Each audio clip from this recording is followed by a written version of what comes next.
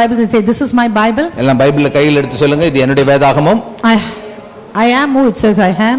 இது நான் யார் என்று சொல்கிறதோ அந்த நபர் தான் நான். I have what it says I have. இது எனக்கு என்னவெல்லாம் இருக்குது என்று சொல்கிறதோ அவை யாவும் எனக்கு இருக்கிறது. I can do what it says I can do. இது நான் என்னவெல்லாம் செய்ய முடியும் என்று சொல்கிறதோ அவை யாவும் என்னால் செய்ய முடியும். I'm going to be taught the word of God. தேவனுடைய வார்த்தையால் இன்றைக்கு போதிப்பிக்கப்பட போகிறேன். I'm going to act according to that. அதன்படி செயல்பட போகிறேன். And I'm going to live as a child of God forever. நான் ஆண்டவருடைய பிள்ளையாக தொடர்ந்து வாழப் போகிறேன். A victorious life. வெற்றியுள்ள கிறிஸ்தவ வாழ்க்கை. A life as a testimony to this world. இந்த உலகத்துக்கு சாட்சியுள்ள ஒரு வாழ்க்கை. And my life is going to attract people to my God. என்னுடைய வாழ்க்கை ஆண்டவருக்கு நேராக ஜனங்களை இழுக்கும். Amen. Amen. Shall we be seated? நாம் உட்காருவோம். We are going to talk on blessings today. இன்றைக்கு நாம் what is ஆசீர்வாதத்தை குறித்து பேச போகிறோம். What is blessings? ஆசீர்வாதம் என்றால் என்ன? Why does God bless us? ஏன் தேவன் நம்மை ஆசீர்வதிக்க வேண்டும்? ஆசீர்வதிக்கிறார். When does God bless us? எப்பொழுது தேவன் நம்மை ஆசீர்வதிக்கிறார்?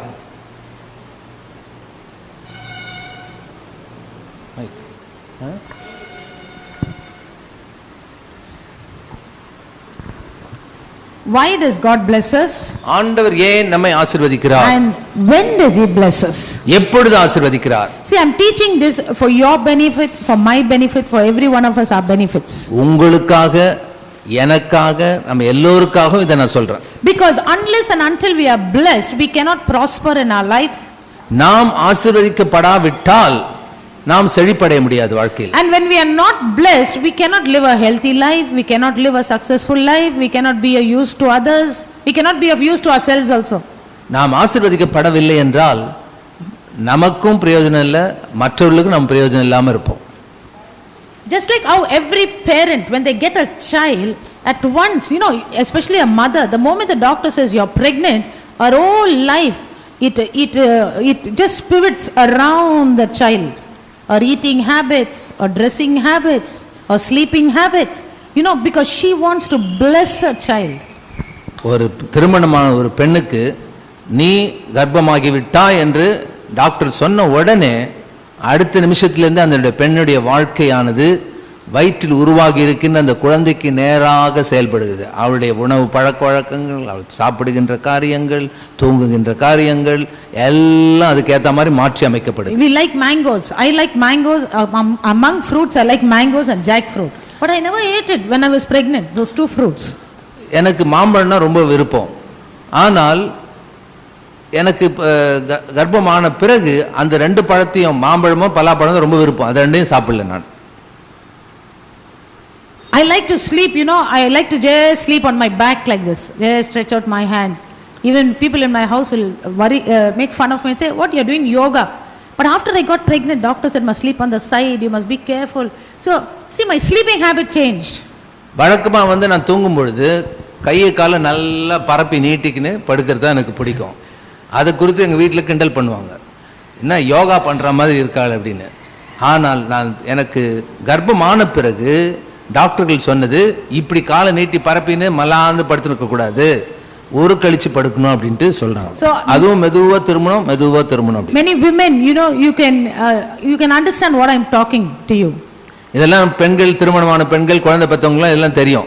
And the men you might not have had a personal experience, but you would have seen your wife or your mother or your sister going through things like this. ஒருவேளை தனிப்பட்ட விதத்திலே இந்த அனுபவம் இல்லாம இருக்கலாம், ஆனால் உன்னுடைய சகோதரரோ அல்லது உங்களுடைய உறவினரோ இப்படிப்பட்ட காரியத்துக்குள்ளாக சென்றதை நீங்கள் பார்த்திருக்கலாம். Your parents would also told you, see in our mother's house how she was, now after getting married, the moment she's getting one child, see how she became, how responsible, how she's taking care, you know, they would have told us things like that.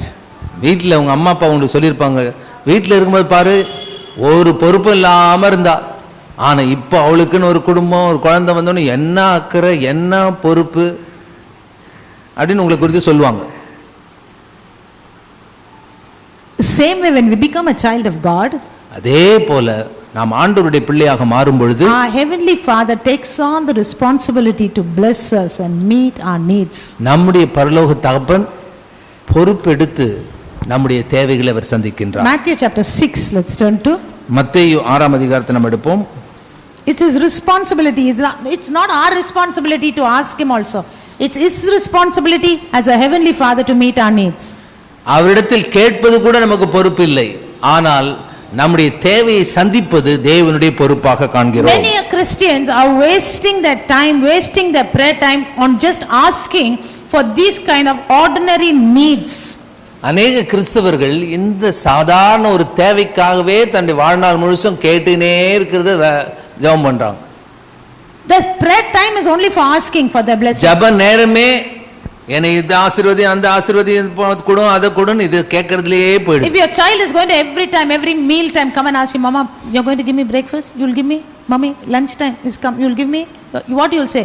Just go and see to your work. That is my responsibility. I will give it to you. நீங்கள் ஒரு பெற்றோருக்கு பிள்ளையா இருக்கும் பொழுது காலையில வந்து இன்னைக்கு எனக்கு காலையில பிரேக்ஃபாஸ்ட் கொடுப்பீங்களாம்மா, திரும்ப மத்தியானம் வரான் எனக்கு மத்தியானம் சாப்பாடு கொடுப்பீங்களாம்மா, திரும்ப நைட்டு வரான் எனக்கு நைட்டு சாப்பாடு போடுவீங்களா, வேலையை நீ போய் பாரு, அது ஏற்ற வேலையில் நான் கொடுப்பேன், நீ ஏன் இது மாதிரி மல்லு கட்டுற? எனக்கு your job is to study. நீ போய் ஒழுங்கா பாடத்தை படி. That's what we'll usually tell them, no? வழக்கமா அப்படி தானே சொல்லுவோம். And then it will make our heart very saddened. You know, we get so grieved to think my child doesn't trust me. That's why every time she's so scared. கொஞ்ச நாள் அப்படி ஆன பிறகு நம்மளுக்கே ஒரு வேதனை வரும். என்ன என் மேல நம்பிக்கை இல்லையா என் பையனுக்கு? நான் காலையில சாப்பாடு கொடுப்பேன், மதியானம் கொடுப்பேன், நைட்டு கொடுப்பேன், நம்பிக்கை இல்லையா? When my children ask me anything like a question like, Mommy, really you'll do, Mommy? என்ன கூட பசங்க உண்மையாக அம்மா நீங்க கண்டிப்பா அப்படி செய்வீங்களா அப்படின்னு கேட்கும்போது I will say if I'm going to do it, I will say yes. If I'm not in a position to do it, I will say no. Why should I tell சொல்லுவேன், என்னால செய்ய முடியக்கூடிய ஒரு திராணி எனக்கு இருந்துச்சுன்னா, வாய்ப்பு இருந்துன்னா கண்டிப்பா கொடுப்பேன்.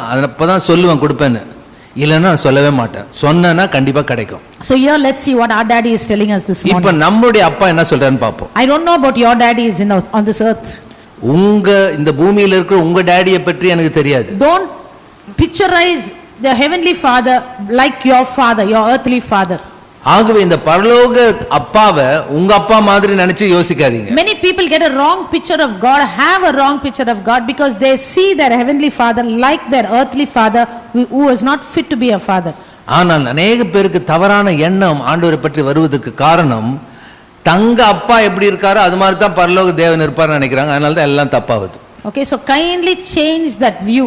ஆகவே அந்த மனநிலையை கொஞ்சம் மாத்துங்க. உங்க அப்பா வேற, பரலோக அப்பா வேற. See, sometimes when I talk something, some sentences, it comes out just as a word of prophecy, just as a word of wisdom, just as a, I could say a word that is God is giving, because it's not in my notes at all. I've been teaching on this prosperity message. I never said about this earthly father, heavenly father comparison, but today God has given it to me. Maybe it's for some of you who are watching me, maybe wherever you are, you have a thought, misunderstanding like that, so kindly change it. Then only you can really grasp what I'm talking about. இப்பொழுது நான் சொன்ன காரியங்கள் என்னுடைய நோட்ஸ்ல இல்ல. ஆகவே अनेक வேளைகளிலே நான் பேசும் பொழுது நோட்ஸ்ல இல்லாம தேவனே சில காரியங்களை உங்களுக்கு ஒரு தீர்க்க தரிசன வார்த்தையாக உறுதிப்படுத்தும் ஒரு வார்த்தையாக உங்க மனதில் இருக்கின்ற குழப்பத்தை நீக்கும் ஒரு வார்த்தையாக கர்த்தர் தருகிறார். Let's read Matthew chapter 6. மத்தேயு 6ஆம் அதிகாரம் and verse 25. 25ஆம் வசனம். He says, therefore I say to you, do not worry about your life, what you will eat, what you will drink, what about your body, what you will put on. Is not life more than food and the body more than clothing? மத்தேயு 6ஆம் அதிகாரம் 25ஆம் வசனம், பக்கம் 9, புதிய ஏற்பாட்டில். ஆகையால் எண்ணத்தை உண்போம், எண்ணத்தை குடிப்போம் என்று உங்கள் ஜீவனுக்காகவும், எண்ணத்தை உடுப்போம் என்று உங்கள் சரீரத்திற்காகவும் கவலைப்படாதிருங்கள் என்று உங்களுக்கு சொல்லுகிறேன். ஆகாரத்தை பார்க்கிலும் ஜீவனும் உடையை பார்க்கிலும் சரீரமும் விசேஷித்தவைகள் அல்லவா? Look at the birds of the air, for they neither sow nor reap nor gather into barns, yet your heavenly Father feeds them. Are you not of more value than they? ஆகாயத்து பட்சிகளை கவனித்து பாருங்கள், அவைகள் விதைக்கிறதும் இல்லை, அறுக்கிறதும் இல்லை, களஞ்சியங்களில் சேர்த்து வைக்கிறதும் இல்லை, அவைகளையும் உங்கள் பரமபிதா பிழைப்பூட்டுகிறார். அவைகளை பார்க்கிலும் நீங்கள் விசேஷித்தவர்கள் அல்லவா?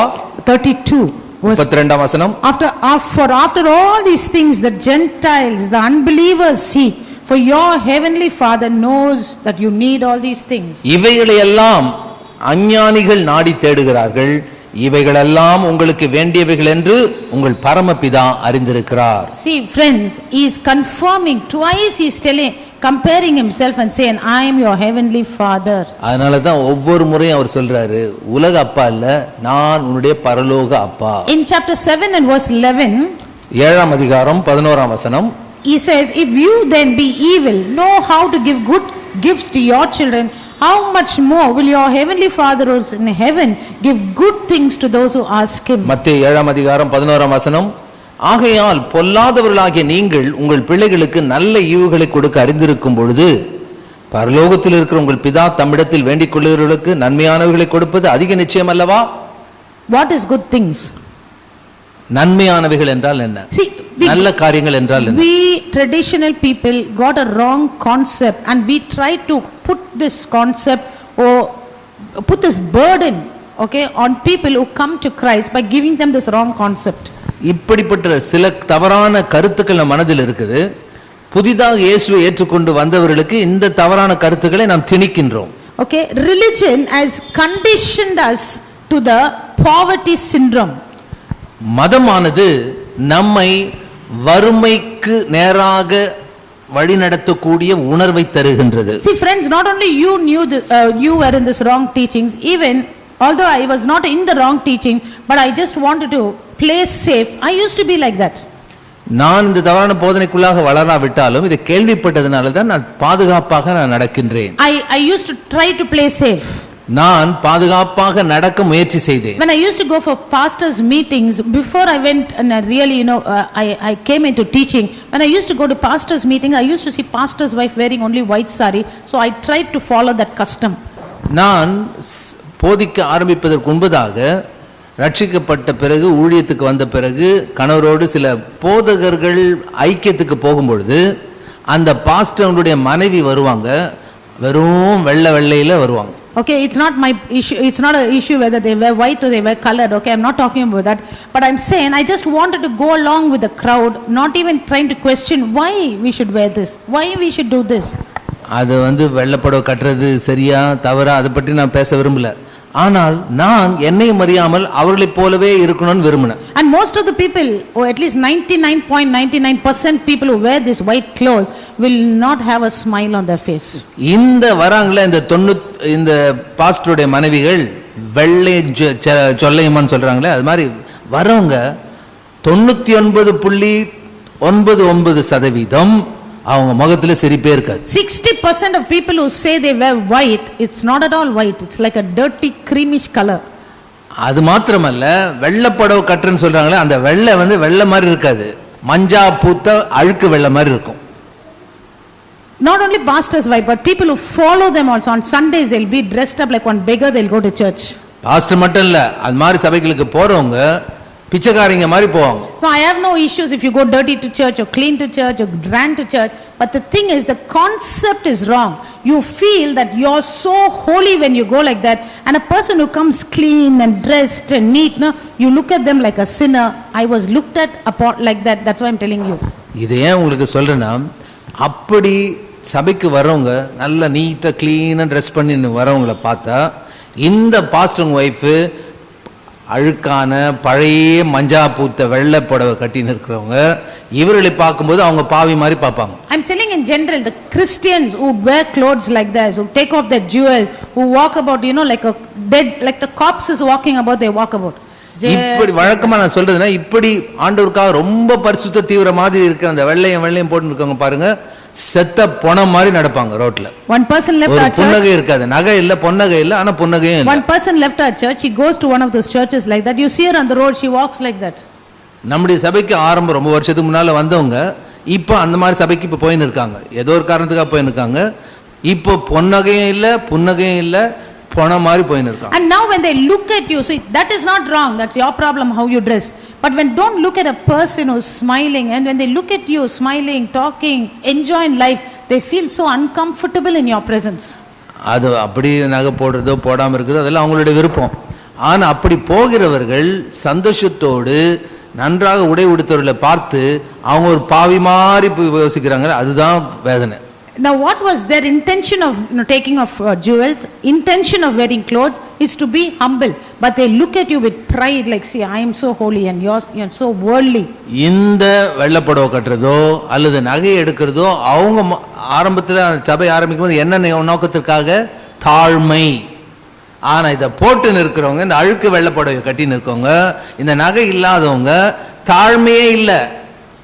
இருக்கிறது அழுக்கு வெள்ளப்படவை, மஞ்சா மாதிரி இருக்க வெள்ளப்படவை, ஆனா உன்னை பார்த்து பாவி மாதிரி பார்ப்பாங்க. So that is pride. அது என்ன? தாழ்மை இல்லை, அது பெருமை. Okay, so I can talk a lot about that, but my concentration is not right now on that. ஆனா அதை குறித்து நான் இப்போ அதிகமாக போக விரும்பல, ஏனென்றால் அது என்னுடைய பாடம் அல்ல. Because leave alone the white clothes, look at their head, look at their clips, look at the slipper, look at the handbag, look at the watch they wear on the hand. Wherever they were not able to wear jewels and stones and shining things, they wear it on the slipper, they wear it on the handbag, they wear it on the watch. Okay, so இது வந்து ஏழை side அப்படி விட்டுட்டோம், இப்ப பணக்கார சைடுல வருது. இந்த மாதிரி same people who wear white clothes, அதான் அது ஏழை பக்கம் வெள்ளை போடுதுங்க. அப்படி இதுலயே பணம் இருக்கிறவங்க பாத்தீங்கன்னா அந்த வெள்ளப்படவு தான், ஆனா அந்த வெள்ளப்படவே 25,000 இருக்கும். அதுல ஜொலி எங்கெல்லாம் வந்து நகை மூலமா ஜொலிக்கலையோ புடவையில ஜொலிக்குது, அதுக்கப்புறம் அவங்க கிளிப்ல ஜொலிக்குது, அப்போ அவங்க செருப்புல ஜொலிக்குது, அப்புறம் அவங்க கட்டியிருக்கிற வாட்சில ஜொலிக்குது. But what happened to that poverty syndrome? See, that itself is a wrong concept. That's why it changes. If it was a right concept, you can follow it always. உண்மையாகவே அந்த வறுமையாக வாழ்வது என்பது ஒரு மனநிலை இருக்கும் என்றால் அதை பற்றி பிரச்சனை இல்லை. ஆனா அதிலே உண்மை இல்லையே. See friends, I'm telling you, it is a false idea come out from the pit of hell to keep the church, to keep the body of Christ in a poverty syndrome. ஆகவே இப்படி வறுமை நிலையிலே ஜனங்களை வாழ வைக்க முயற்சி செய்வது என்பது சாத்தானுடைய போதனையிலிருந்து வருகின்றது. If you don't have it, it's okay. அது இல்லனா ரொம்ப சந்தோஷம். Paul says, I learned to be, full and I learned to be abased. That means I learned to live in plenty and I learned to live with little. நான் வறுமையிலும் இருக்க எனக்கு தெரியும், வளமையிலும் வாழ தெரியும், குறைந்திருக்கவும் தெரியும், அதிகமாக இருக்கவும் எனக்கு தெரியும். ஜன்னல் திறந்துருங்க. Okay, and so we are going to see today how this false thing, this false teaching or false idea came into the church. இப்படிப்பட்ட தவறான போதனை எங்கிருந்து வந்ததுன்னு எனக்கு தெரியல.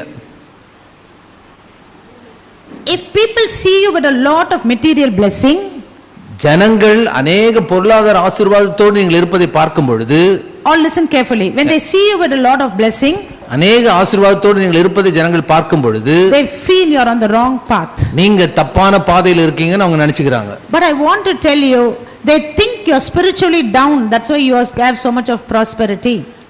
நீங்க நல்ல செழிப்பா ஆரோக்கியமாக நல்ல புடவை கட்டி நல்ல செழிப்பா இருக்கிறத பார்த்தா என்ன நினைப்பாங்க? ஆவிக்குரிய வளர்ச்சி இல்ல, ஜெபம் இல்ல. Now another extreme to this is people come to church only to gain material blessings. இன்னும் ஒரு குழு இருக்குது, ஏன் சர்ச்சுக்கு வரானா செழிப்பை பெற்றுக்கொள்ள, ஆசீர்வாதத்தை பெற்றுக்கொள்ள வருகிறேன். It's sad to tell you, you don't have to come to church to get material blessings. You go to work correctly, you work hard. If you are faithful to your boss, faithful to the talent that you have, use it properly, you can prosper materially.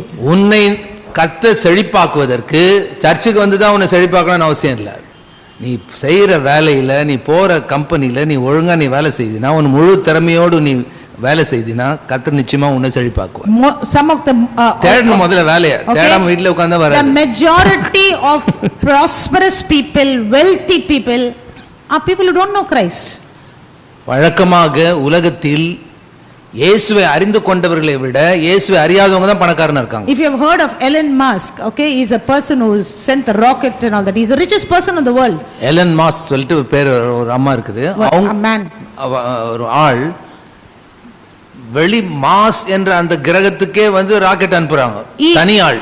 When I was teaching the book of Revelation, I thought how he is coming into that, the plan, okay, of the computer, how it's going to rule the world. I was teaching you about that. ஜனங்களுக்கு போதிக்கும் பொழுது எப்படி கம்ப்யூட்டர்மானது உலகத்தை ஆளுகை செய்வது என்பதை பார்க்கும் பொழுது அதெல்லாம் தெரியுது எனக்கு. They've made many robots, okay. அவர்கள் இயந்திர மனிதர்களை உருவாக்குறாங்க. One robot is called Gia, and she is just like a female, a human girl. She does so much of activities just like a human. ஒரு பெண் ரோபோனா இயந்திர மனிதன், அந்த ஜியான்னு அந்த அதுக்கு பேர் வச்சிருக்காங்க. அது ஒரு பொண்ணு மாதிரியே எல்லா வேலையும் செய்யும். So don't go to the extreme. One side poverty means being spiritual, and other people think I need a lot, I want to amass wealth, and that's why I'm coming here. ஒரு பக்கம் பாத்தீங்கன்னா வறுமையா இருக்கிறது தான் ஆவிக்குரிய வாழ்க்கைன்னு நினைக்கிறாங்க. இன்னொரு பக்கம் பார்த்தா நிறைய ஆசீர்வாதம் பொருள் நல்லா வந்துச்சுன்னா அவர் நல்ல விசுவாசத்தை நல்லா பயன்படுத்தி பெருசாயிட்டாரு. Okay, is it really God's will to bless us? இப்போ ஒரு கேள்வி கேட்கிறேன், நம்மை ஆசீர்வதிப்பது தேவனுடைய சித்தமா? Let's turn to Genesis chapter 12 and 1 to 3. ஆதியாகமம் 12ஆம் அதிகாரம். This is the starting of the history of Israel. இதுதான் இஸ்ரவேல் ஜனங்களுடைய வாழ்க்கையின் சரித்திரம். Genesis 1 to 11 is just the history of the world in general.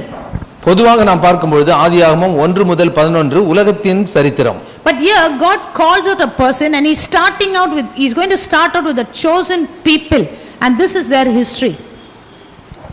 அதற்கு பிறகு 12ஆம் அதிகாரத்தில் பார்க்கின்றோம், ஒரு தனிப்பட்ட மனிதனை கர்த்தர் அழைத்து அவன் மூலமாக ஒரு சரித்திரத்தை உருவாக்குகிறார். It says, now the Lord had said to Abraham, get out of your country, from your family, from your father's house, to a land I will show you. I will make you a great nation.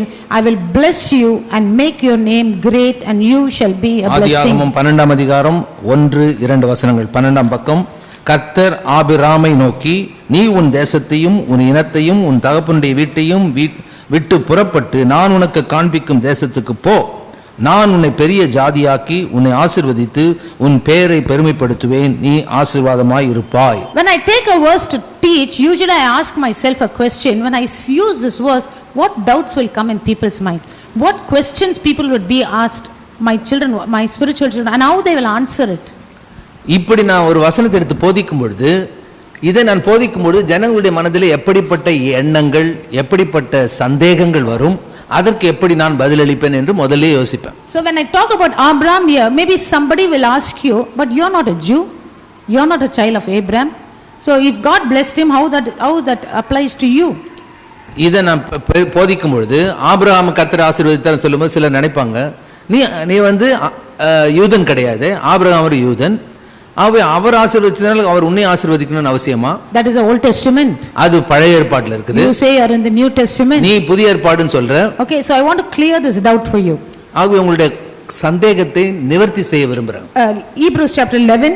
எபிரேயர் 8 to 12. எபிரேயர் 11ஆம் அதிகாரம். It says here, by faith Abraham obeyed when he was called out to a place which he would receive as an inheritance, and he went out not knowing where he was going.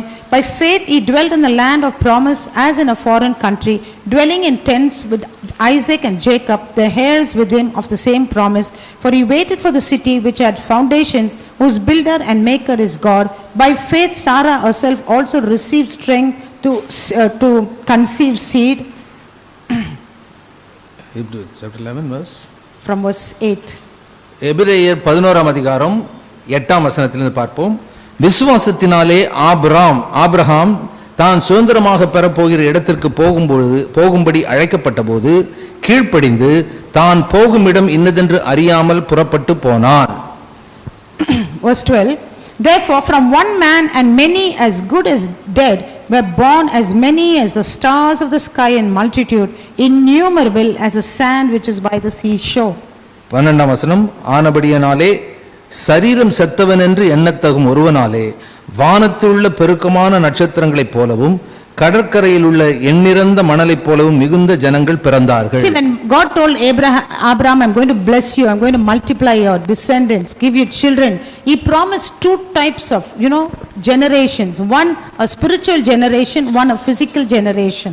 ஆண்டவர் Abraham அவனுக்கு பேரு ஆபிராம், அவனை அழைத்து நான் உன்னை ஆசீர்வதிப்பேன், உன்னுடைய சந்ததியை பெருக பண்ணுவேன் என்று சொன்னபொழுது இரண்டு விதமான சந்ததி, ஒன்று ஆவிக்குரிய சந்ததி, இன்னொன்று சரீர பிரகாரமான சந்ததி. He said, I'll bless you and I'll make your generations like the stars in the sky, the spiritual side of it. ஒன்று சொல்ல உன் சந்ததி ஆசீர்வதித்து வானத்தின் நட்சத்திரங்களைப் போல அவர்களை வைப்பேன், அது ஆவிக்குரிய சந்ததி. He says here innumerable as the sand of the seaside, that is the physical generation. அதற்கு பிறகு கடற்கரையில் உள்ள எண்ணிறந்த மணலைப் போல என்றால் அது சரீர பிரகாரமான சந்ததி. So after we accepted Jesus Christ, after we came into that line, we were circumcised spiritually and become a Jew. நாம் இயேசுவை ஏற்றுக்கொண்ட பிறகு நாம் ஆவிக்குரிய ரீதியிலே விருத்த சேதனம் பண்ணப்பட்டு நாம் ஒரு ஆவிக்குரிய யூதனாக மாற்றப்படுகிறோம். Will God accept something like that? அப்படிப்பட்ட ஒன்றை கர்த்தர் ஏற்றுக்கொள்வாரா? In Matthew chapter 1, if you read the genealogy of Jesus, you find some women's names there, like Rahab, then you'll find Ruth. They were not Jewish women. மத்தேயுல நாம் பார்க்கும் பொழுது இயேசு கிறிஸ்துவின் வம்ச வரலாறை படிக்கும் பொழுது ராகாப் என்ற பெயர் இன்னும் புறஜாதிகளுடைய பெயர்கள் அதிலே சொல்லப்பட்டிருக்குது. அவர்கள் யூதர்கள் அல்ல. Ruth was not a Jew. She is not an Israelite. Ruth கூட ஒரு இஸ்ரவேல் ஜனங்களை She was a Moabite. She had come from the line of Lot's family. லோத்துவின் வம்ச வழியை சேர்ந்தவள், மோவாபியர் வகுப்பை சேர்ந்தவள். Okay, now let's see why God chose her to come into that line that he is going to be born. Because of her words of faith, she said, your God will be my God. Where you go, I will go. Your people will be my people. When the people were not even willing to trust God, she was saying, your God will become my God. ஜனங்கள் தேவனை நம்ப விசுவாசிக்க அவர்கள் மனதில்லாத அந்த சூழ்நிலையிலே தேவன், உண்மையான தேவன் யார் என்று அறிந்து கொண்டு தன்னுடைய மாமியாரை பார்த்து சொல்றார், உன்னுடைய தேவன் என்னுடைய தேவன், நீ ஆராதிக்கிற கடவுளை நான் ஆராதிப்பேன், நீ செல்லுகின்ற வழியிலே நான் செல்லுவேன். So that is what we chose to do. The physical descendants didn't accept Jesus, but we by faith accepted, and we have come into the line of Abraham. So that doubt is clear. ஆகவே ஆபிரகாமனுடைய சரீர பிரகாரமான சந்ததி கர்த்தரை விசுவாசிக்கல, ஆனால் ஆவிக்குரிய சந்ததியாகிய நாம் இயேசு கிறிஸ்து விசுவாசித்தவருடைய பிள்ளைகளாக மாறி இருக்கிறோம். So let's look at this verse that God said to our daddy, our forefather. He said, I will bless you, I will make you a great nation. Verse 2, 12:2, Genesis 12:2. ஆதியாகமம் 12:2. Now the big question is, why does he bless us? நான் உன்னை ஆசீர்வதித்து பெரிய ஜாதியாக்கி உன்னை ஆசீர்வதிப்பேன். ஏன் அவனை ஆசீர்வதிக்கணும்? Just to amass wealth? வெறும் பணத்தை சேர்க்கிறதுக்காகவா? Just to show I'm the richest person in town? இந்த பட்டணத்திலே நான் பெரிய பணக்காரன் என்று சொல்றதுக்கா? Just to say after I accepted Jesus I got all these blessings? இயேசு ஏற்றுக்கொண்ட பிறகு இந்த ஆசீர்வாதம் எல்லாம் எனக்கு வந்துச்சுன்னு சொல்றதுக்கா? Most of our testimonies in churches are, this week Jesus helped me to get one TV, this week I bought one new fridge, I got a car. This is it the only blessing that God is talking about? நிறைய சபைகளில் பார்க்கிறோம், குறிப்பாக பெந்தகோஸ்தே சபைகளிலே இயேசு ஏற்றுக்கொண்ட பிறகு எனக்கு இந்த வாரத்தில் எனக்கு ஒரு டிவி கிடைச்சது, அதுக்கப்புறம் அடுத்த வாரம் பார்த்து இந்த வாரத்தில் எனக்கு ஒரு பெரிய மொபைல் ஒன்று கிடைச்சது, அடுத்த வாரம் எனக்கு ஒரு கார் கிடைச்சது, இது சாட்சி சொல்லுவோம். இதுக்காக தான் கர்த்தர் ஆசீர்வதித்தார். Abraham. கர்த்தர் ஆபிரகாமை ஆசீர்வதித்தார். 12:2.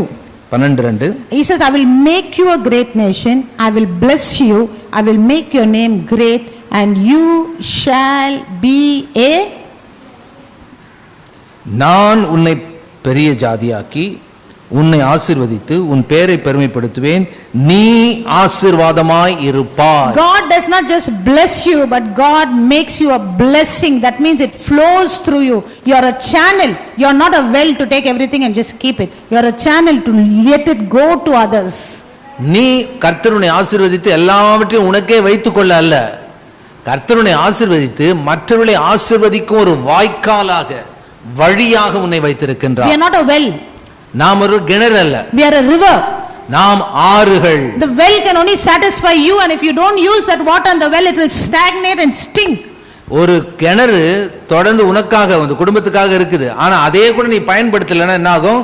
கொஞ்ச நாட்கள்ல அது பாச பிடிச்சி நாத்தடிக்கும். But you are a river that flows, you use it and it blesses nations. ஆனால் நீயோ ஒரு நதி, ஒரு ஆறு, நீயும் அதை பயன்படுத்திக்கலாம், மற்றவர்களையும் அதை பயன்படுத்த வைக்கலாம். How much of dirt tries to fall into that river too? That river by itself will clean itself. எவ்வளவு அழுக்கு அந்த நதியில அந்த ஆற்றில விழுந்தாலும் அது போகிற வேகத்துல எல்லாத்தையும் அடிச்சின்னு போய்டும். அப்படியே when we went to Shillong, we seen people there, their houses were on tops of the hill in that places, but down there they would take few steps and come and the water would be flowing. They would wash their clothes, they would have bath, clean fresh water just flowing. நாங்க ஷில்லாங் என்ற இடத்துல மலை தேசத்துக்கு போகும்பொழுது நிறைய வீடுங்க மலை மேலே தான் இருக்கும், ஆனா கீழே ஒரு 4-5 ஸ்டெப் கீழே வந்தாங்கன்னா அருமையான தெளிவான நதி அப்படியே போய் இருக்கும். அதுல தான் குளிப்பாங்க, அதுல தான் துணி துவைப்பாங்க, அதுதான் எல்லா காரியங்களும் செய்வாங்க. That is what God is blessing you for. அப்படிதான் கர்த்தர் உன்னை ஆசீர்வதிக்கிறார். அடுத்த வசனம், He says, I will bless those who bless you, I will curse him who curses you, and in you all the families of the earth shall be blessed. உன்னை ஆசீர்வதிக்கிறவர்களை ஆசீர்வதிப்பேன். மூன்றாம் வசனம், உன்னை சபிக்கிறவனை சபிப்பேன், பூமியில் உள்ள வம்சங்கள் எல்லாம் உனக்குள் ஆசீர்வதிக்கப்படும் என்றார். God, friends, wants to bless you first and foremost so that you can be a blessing to others. ஆண்டவர் உன்னை ஆசீர்வதிப்பதன் பிரதானமான முக்கிய நோக்கம் என்னவென்றால் உன் மூலமாக அநேக ஜனங்களை ஆசீர்வதிக்கணும். So when God blesses you, don't say I must keep it carefully, I must keep it safe, I should think, suppose it gets less, what will happen? If you do that, then that means you are not trusting in God's blessings. கொஞ்சம் ஆசீர்வாதம் வந்த உடனே என்ன பண்றோம்? ஐயோ, இதை பாதுகாத்து வைக்கணும், இது நம்ம கைவிட்டு போயிட போகுது, இதை பூட்டி வைக்கணும் அப்படின்னு சொன்னீங்கன்னா இனி கர்த்தர் தொடர்ந்து உன்னை ஆசீர்வதிக்க மாட்டார்ன்ற ஒரு அவநம்பிக்கை, கர்த்தர் உன்னை தொடர்ந்து ஆசீர்வதிப்பார் என்ற நம்பிக்கை இல்லாம போயிடுது. For example, if you get a job, ஒரு உதாரணத்துக்கு சொல்றேன், இப்போ ஒரு வேலை உங்களுக்கு கிடைக்குது. Some people don't come to church on Sundays because they want to protect that job. இன்றைக்கு நிறைய பேர் சர்ச்சுக்கு வரல, ஏன்னா அந்த வேலைக்கு நம்ம போனோம், இல்லைன்னா அது போயிடும் அந்த வேலை. Suppose I lose my job. ஒருவேளை எனக்கு வேலை போயிடுச்சுன்னா, see, God will bless you not only through that job, he can bless you to hundreds of jobs. அந்த குறிப்பிட்ட வேலை மூலமா தான உன்னை கர்த்தர் ஆசீர்வதிப்பாரு. அவருக்கு இருக்குது 1000 வழிகள். When God gives you a job, you think that is your source, the only source. That job ஒரு is வேலை not நமக்கு கிடைச்ச உடனே என்ன நினைக்கிறோம்? என் வாழ்க்கையின் ஆதாரமே இதுதான். That is not your source. அதுக்கு ஆதாரமே இருக்கிறவரே போய்டுவாரு. அதனால ஆதாரம் கர்த்தர் தான். That is that temporary way that God is blessing you. That's just a way, a means for you for God to bless you. That is not your source. He is your source. தேவன் தான் உனக்கு ஆதாரம். ஆனா உன்னை ஆசீர்வதிப்பதற்கு சில வழிகளை வச்சிருக்கார். அதுல ஒரு வழி தான் வேலை. இந்த வேலை தான் அது இல்லனா அதை விட 1000 வேலை கொடுப்பார். Another example I'll give you. இன்னொரு உதாரணம் சொல்றேன். You see, people who don't give tithes, don't give offerings to churches. சபைக்கு வரும்பொழுது தசமபாகம் காணிக்கை செலுத்துறது இல்ல நிறைய பேர். You know why? ஏன்? Suppose I give and it's not sufficient. ஒருவேளை தசமபாகம் கொடுத்துட்டேனா வர வருமானத்துல குறைஞ்சிடுமே. I already have debts in my life. ஏற்கனவே எனக்கு கடன் இருக்குது. If I give this, it will become lesser. I may not be able to pay my debts. இப்ப கொடுத்துட்டேனா இருக்கிற மற்ற கடன்லாம் அடைக்க முடியாது. One sister, every time she comes, she'll say, sister, this is seed money, this is tithes money, this is that, this is for poor people. One family gives like that. ஒரு சகோதரி நம்ம சபைக்கு வராங்க, அவங்க சொல்லுவாங்க, இது என்னுடைய விதைக்கான, எனக்கு கர்த்தர் இன்னும் ஆசீர்வதிப்பார் என்ற விசுவாச விதையாக இதை நான் கொடுக்கிறேன், இது என்னுடைய தசமபாகமா கொடுக்கிறேன், இதை மற்ற ஏழைகளுக்கு நீங்க கொடுக்கத்தக்கதா கொடுக்கிறேன், இப்படி பிரிச்சு பிரிச்சு பிரிச்சு கொடுப்பாங்க. You know what today, what she was sharing with me? இன்னைக்கு அவங்க என்ன தெரியுமா என்கிட்ட சொல்றாங்க சாட்சியா? She said, I don't have any debts. இப்ப எனக்கு கடனே இல்ல. I didn't borrow any money to do business. என்ன business பண்றதுக்கு கடனே நான் வாங்கல. And I said, sister, after the corona, even when we went last week for pastors meeting, many pastors were saying, our church is like that, like they are singing one song of pity party because of corona. He said, after the corona you are telling me something like I don't have debts, I don't borrow. That is what a great testimony. See, when you sowed your seed of faith. போதகர் கருத்தரங்குக்கு போகும்பொழுது ஒரு சில பாஸ்டர்ங்க பார்த்தா காஞ்சி தேஞ்சி அப்படியே ஒரு bottom பாடுறாங்க. அந்த பாட்டுனா என்ன பாட்டு? ஒப்பாரி பாட்டு மாதிரி இருக்குது. எனக்கு அது இல்லை இது இல்லைன்னு. அவர்களுக்கு நடுவில் நாங்கள் சொன்னோம், எங்களுக்கு கொரோனா வந்தாலும் வராவிட்டாலும் கர்த்தர் எங்களை தொடர்ந்து ஆசீர்வதித்துக் கொண்டே இருக்கிறார். Okay, I took my tithes and went and gave it to our leader there. அந்த இடத்துல எங்களுடைய தசமபாகத்தை நாங்க எங்க தலைவருக்கு கொடுத்தோம். I knew we are going to travel by bus, lots of pastors will be there. I made some murukus and all, I took and went. ஆக பாஸ்டர்லாம் வருவாங்க, அதனால அவங்களுக்கு ஏதாவது கொடுக்கணும்னு சொல்லிட்டு இங்கே முறுக்கு செய்து கையில எடுத்துன்னு போறேன். See, when you have a heart to give, you will find ways. It's not a costly thing, just little bit of rice in my house and but the heart to give, because my trust is in God and not in people. என்னுடைய நம்பிக்கை, என்னுடைய விசுவாசம் கர்த்தர் மீது தான். அதனால மற்றவங்களுக்கு கொடுக்கிறது பெரிய காரியம் இல்லை. ஒரு சின்ன அரிசி போட்டு முறுக்கு செய்து ஒரு பெரிய விஷயம் இல்லை. கொடுக்கின்ற மனது நமக்கு இருக்கணும். So friends, we are going to close now with a note of saying God is a God that blesses us. ஆகவே முடிக்கிறதுக்கு முன்பதாக இந்த தலைப்போடு நான் முடிக்கிறேன். நம்முடைய தேவன் நம்மை ஆசீர்வதிக்கிற தேவன். God is a God who originated blessing and not the devil. தேவன் சாத்தானை உருவாக்கவில்லை, ஆசீர்வாதத்தை முதல்ல உருவாக்கினார். God originated blessing, Satan did not originate blessing. ஆசீர்வாதத்தை உருவாக்கியது கர்த்தரே தவிர சாத்தான் அல்ல. And that is why when people get blessing in the wrong way, they don't have peace, they don't have happiness, they don't have joy, they are so scared. Okay, but we may have little. I'm going to continue teaching you on this. I'm just so excited, I don't feel like stopping. Paul says we live in poverty but we make many people rich. ஆனா சாத்தானின் வழிகளில் வருகிற ஆசீர்வாதத்தை பெறவங்க என்ன பண்ணுவாங்க? சமாதானம் இல்லாம, சந்தோஷம் இல்லாம, இதை பாதுகாத்து எப்படி பண்ணுது, அப்படி பண்ணுது, அப்படியே பறிகொடுத்த மாதிரி இருப்பாங்க. ஆனால் பவுல் சொல்றாரு, நாங்கள் குறைவுள்ளவர்களாக இருந்தும் அநேகரை ஆசீர்வாதங்களாக, ஐஸ்வர்யவான்களாக மாற்றுவர்களாக கர்த்தர் எங்களை The மாற்றியிருக்கிறார். Bible says, the Lord blesses us and He adds no sorrow to it. மேலும் இன்னொரு இடத்துல சொல்றாரு, கர்த்தர் உன்னை ஆசீர்வதிப்பார், ஆனால் அதனோடு அவர் வேதனையை கூட்டார். Among many small churches, our church may be one looking like that in size, but during the corona time, our church was in this area itself, I think our church was the only church who used to go out every time and provide food and provide things to people. இந்த ஏரியால பாத்தீங்கன்னா இருக்கின்ற அநேக சபைகள் நம்முடைய ஒரு சபையும் ஒரு சின்ன சபை மாதிரி வெளி தோற்றத்துல தெரியலாம். ஆனா இந்த ஏரியாவிலேயே கொரோனா டைம்ல ஜனங்களுக்கு உணவு கொடுப்பது, அரிசி கொடுப்பது, பொருட்களை கொடுப்பது நம்முடைய சபை தான். We provided rations through our diocese, that is UCFI, through our Bishop Mano Daniel, to many pastors. நம்முடைய டயசிஸ் என்றால் நம்முடைய சபை, அந்த ஸ்தாபனத்தின் பெரிய அந்த ஸ்தாபனத்தின் மூலமாக பிஷப் மனோ டேனியல் வழியாக அநேக பாஸ்டர்களுக்கு உதவி செய்யக்கூடிய. We went out to village side, we went to the city side, we provided rice through our bishop to many pastors. வெளியில கிராமத்துக்கு சென்றோம், சிட்டிக்கு சென்றோம், அங்க இருக்கிற ஜனங்களுக்கு அரிசி, பருப்பு, எண்ணெய் இதெல்லாம் இந்த நிறுவன இயக்கத்தின் மூலமாக கொடுக்க கர்த்தர் கிருபை தந்தார். Through our church itself, about 300 churches we provided. நம்முடைய சபையின் மூலமாக ஏறக்குறைய 300 சபைகளுக்கு நாம் உதவி செய்தோம். We went out in corona time. எந்த நேரத்துல? கொரோனா நேரத்துல. People now don't even still want to come out. இப்ப பாத்தீங்கன்னா இன்னும் வெளியில வரது பயந்து இருக்காங்க வீட்டுக்குள்ள. My son-in-law said, auntie, one particular pastor he was talking about called me. He said, come over, I want to give you something. And when he went and knocked the door, he opened the door, and you know they have that chain on the door, it won't open fully, just little bit. He opened and he looked like that, and he said, pastor, please, he's not even, excuse me, not even touching. He said, brother, please, you are going out and giving food and all to people, corona time, that's why I'm scared to come near and invite you in my house. Here's the offering. And he just puts his finger and outside and he just drops it into his hand, not even touching him. ஒரு சகோதரன் என்னுடைய மருமகன் அழைத்து, நீங்க நிறைய இடத்துல போயிட்டு ஏழைங்களுக்கெல்லாம் உதவி செய்றீங்க, அதனால உங்களுக்கு ஒரு காணிக்கை கொடுக்க விரும்புறேன்னு சொன்னார். அவர் போகும்போது கதவை தட்டும்போது கதவு ஃபுல்லா திறக்கல, அதுல ஒரு சின்ன செயின் மாதிரி இருக்குல்ல, அப்படி திறந்துட்டு அதுக்குள்ள தன்னுடைய விரல 2 அடி நீட்டி அந்த காணிக்கை அப்படி போடுறாரு. ஏன்னா கொரோனா ஒட்டிக்கும் அப்படின்னு. It's good to be careful, it's good to be protective. பாதுகாப்பா இருக்குது நல்லதுதான், பாதுகாப்பா இல்லாம இருக்க அப்படியே ஆவுன்னு எல்லாத்தையும் தேய்ச்சின்னு Don't be foolish and be not protective, unprotective. ஆகவே பாதுகாப்பு இல்லாமல் முட்டாள்தனமா இருக்க கூடாதுதான். But our trust is not in that mask. ஆனாலும் கூட அதற்கும் மேலாக மாஸ்க்லாம் போடுங்க, ஆனா உங்களுடைய விசுவாசம் மாஸ்க் மேல இல்ல, உங்களை உருவாக்கிய தேவன் மீது இருக்கணும். It's on our God, நம்முடைய தேவன். Okay, so let's all stand up and just thank God. The God that says, I'll bless you and I'll make you a blessing. When you pray for yourself, don't say, Lord bless me, bless me. Say, Lord make me a blessing. That's how Kenneth Hagin used to pray. He used to say, Lord make me a blessing.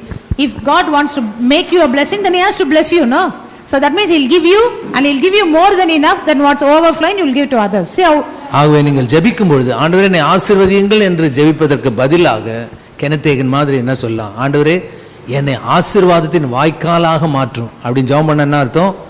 உன் மூலமா உன் ஆசீர்வதித்த பிறகு தான் உன் வழியா தான் அது போகும்.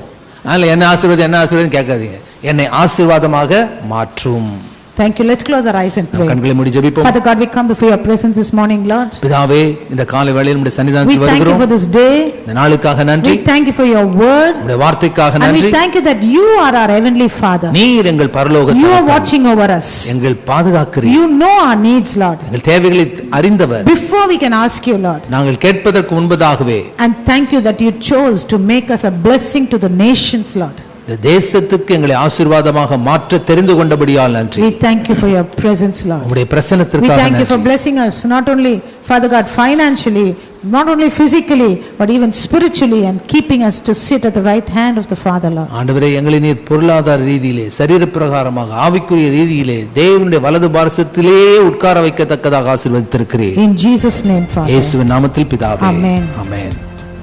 என் ஆத்துமாவே கர்த்தரை ஸ்தோத்திரி.